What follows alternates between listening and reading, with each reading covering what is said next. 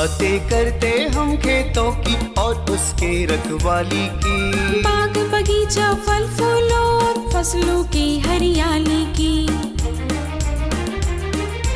हम बीजों की बातें करते उत्तम जल संसाधन की, हम तकनीकी बातें करते फसलों के उत्पादन की। हर किसान का सपना सच हो जीवन सुखद बनाने को, गाँव-गाँव के हर आंगन का प्यारा सा ये दर्शन।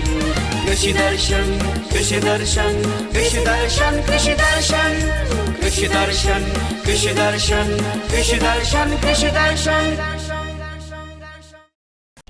जोहार, नमस्कार। कार्यक्रम कृषि दर्शन में आप सभी का स्वागत है। हमने आपसे वादा किया था ना कि कृषि दर्शन के अगले अंक में हम फिर से हाजिर होंगे नई और अच्छी जानकारियों के साथ। तो लीजिए, हम फिर से हाजिर हैं आज एक नहीं बल्कि दो जानकारियों के साथ। हमारी पहली जानकारी है गर्मा धान की वैज्ञानिक खेती के बारे में और दूसरी जानकारी है कृषि प्रणाली के बारे में। तो चलिए बिना देरी किए सबसे पहले देखते हैं कृषि समाचार। नमस्कार, कृषि समाचार में आपका स्वागत है। मैं हूं अंशुशिखा लकड़ा। आइए देखते हैं आज कृषि समाचार में क्या है खास। किसानों की आजीविका के लिए कृषि वानिकी प्रणाली होगी उपयोगी। आलू फसल को रस चूसने वाले कीटों से बचाएं। बोदी की खेती के लिए अनुशंसित प्रभेद में लगाएं पंत लोबिया 2। अब समाचार विस्तार से। राज्य के पठारी क्षेत्रों में शुष्क भूमि की खेती पर निर्भर किसानों को आजीविका के साधन के लिए कृषि वानिकी प्रणाली काफ़ी उपयोगी साबित होगी। इसके तहत किसान वन वृक्ष, अनाज और पशुओं के लिए चारा उत्पादित कर अपनी आय बढ़ा सकते हैं। आलू फसल में लगने वाले लाही कीट रस चूसने वाले कीट हैं जो फसलों को काफ़ी नुकसान पहुंचाता है।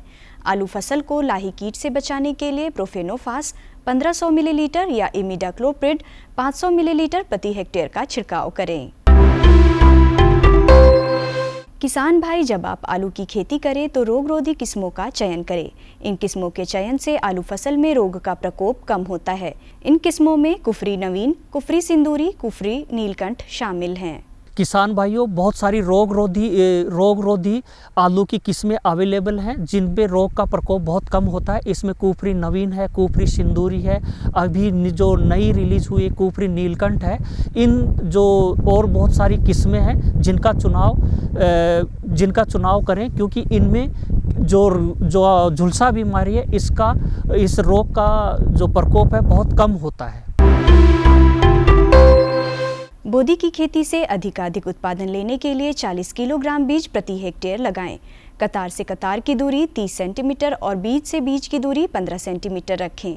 बेहतर उत्पादन के लिए अनुशंसित प्रभेद में पंत लोबिया 2 लगाएं। बोदी की खेती के लिए 2 से 3 बार देशी हल से खेत की अच्छी तरह जुताई करके पाटा चला दें। जुताई के समय गोबर की सड़ी खाद 5 टन प्रति हेक्टेयर की दर से खेत में अच्छी तरह मिला दें। बोदी ऊंची जमीन की फसल है, इसलिए खेत में पानी का जमाव नहीं होना चाहिए।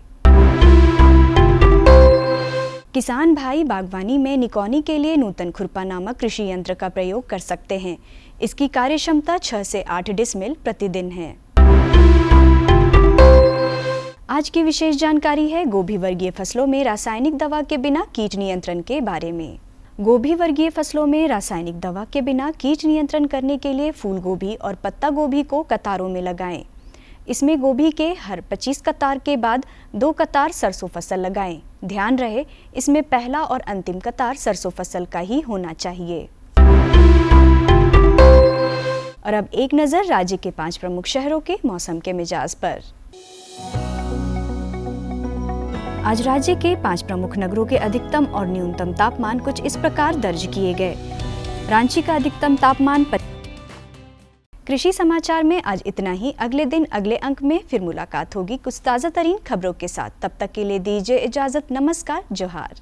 अभी आपने देखा कृषि समाचार, जाना मंडी भाव, साथ ही अगले 24 घंटे के अंदर मौसम के मिजाज के बारे में। यहाँ हम लेंगे एक छोटा सा विराम, पर आप कहीं जाइएगा नहीं, क्योंकि विराम में भी है आपके लिए संदेश।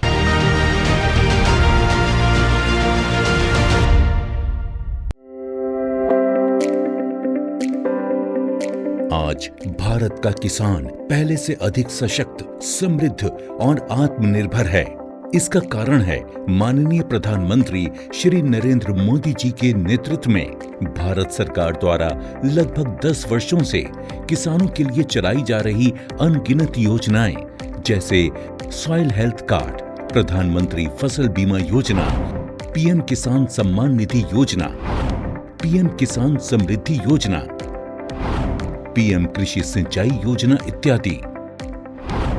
इस वर्ष लाल किले की प्राचीर से प्रधानमंत्री जी ने कृषि के क्षेत्र में आधुनिकीकरण की दिशा में एक संकल्प लिया कि हमारे एग्रीकल्चर सेक्टर में टेक्नोलॉजी आए, एग्री टेक को बल मिले, इसलिए विमेन सेल्फ हेल्प ग्रुप की बहनों को हम ट्रेनिंग देंगे और हजारों ऐसे विमेन सेल्फ हेल्प ग्रुप को भारत सरकार ड्रोन देगी, ट्रेनिंग देगी और हमारे एग्रीकल्चर के काम में ड्रोन की सेवाएं उपलब्ध हो, इसके लिए हम शुरुआत करेंगे। प्रारंभ हम 15,000 विमेन सेल्फ हेल्प ग्रुप के द्वारा ये ड्रोन की उड़ान का हम आरंभ कर रहे हैं।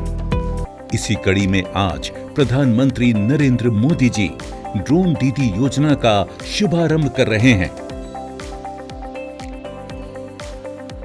भारत सरकार की नई पहल के अंतर्गत ड्रोन दीदी योजना को कार्यान्वित किया गया है।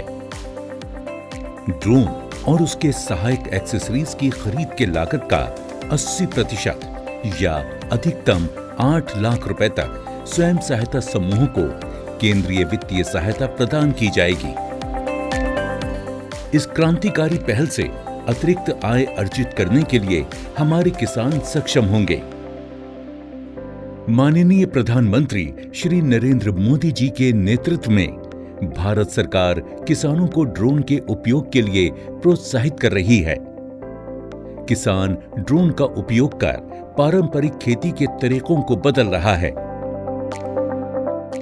आधुनिक हाई रेजोल्यूशन कैमरा और उन्नत सेंसर से लैस किसान ड्रोन भारतीय कृषि क्षेत्र को नई ऊंचाइयों पर ले जाने की क्षमता रखते हैं।